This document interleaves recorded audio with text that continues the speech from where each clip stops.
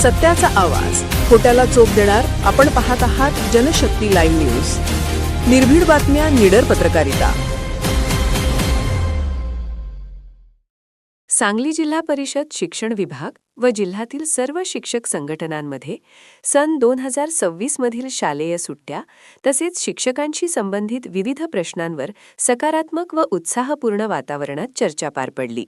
ही बैठक सांगली जिल्हा परिषद शिक्षण विभाग यांच्या पुढाकाराने आयोजित करण्यात आली होती.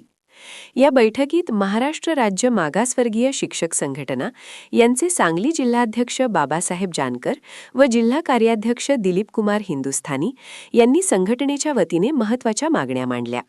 यामध्ये श्रावण महिन्यात प्रत्येक सोमवारी सकाळी शाळा भरविण्यात याव्यात, तसेच 2 मार्चपासून दूर उन्हाळा, कडक ऊन, पाणी टंचाई व विद्यार्थ्यांना होणारा त्रास लक्षात घेऊन 2 मार्चपासून सकाळी शाळा सुरू करण्याबाबतचा उल्लेख सुट्टी पत्रकात समाविष्ट करण्यात यावा, अशी ठाम मागणी करण्यात आली.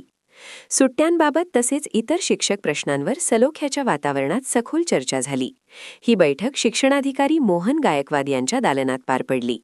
शिक्षक बांधव व विद्यार्थी यांना अधिक सोयीस्कर ठरेल अशा विविध मागण्यांवर सकारात्मक विचारविनिमय करण्यात आला. या बैठकीदरम्यान महाराष्ट्र भूषण पुरस्कार प्राप्त विस्तार अधिकारी रंगराव आठवले यांचा सर्व शिक्षक संघटनांच्या वतीने सत्कार करण्यात आला. तसेच श्री शशिकांत पाटील यांच्या पुस्तक प्रकाशनाच्या यशाबद्दल त्यांचाही गौरव करण्यात आला.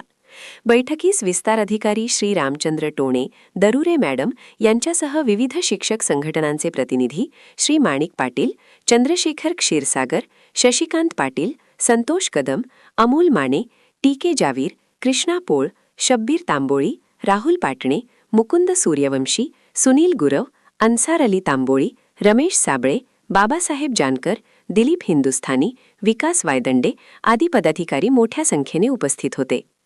एकूणच शिक्षकांच्या हिताचे निर्णय व विद्यार्थ्यांच्या शैक्षणिक सोयी लक्षात घेऊन ही बैठक अत्यंत सकारात्मक व फलदायी ठरल्याचे चित्र यावेळी पाहायला मिळाले. जनशक्ती लाईव्ह न्यूज चॅनलला लाईक करा, शेअर करा आणि सबस्क्राईब करा.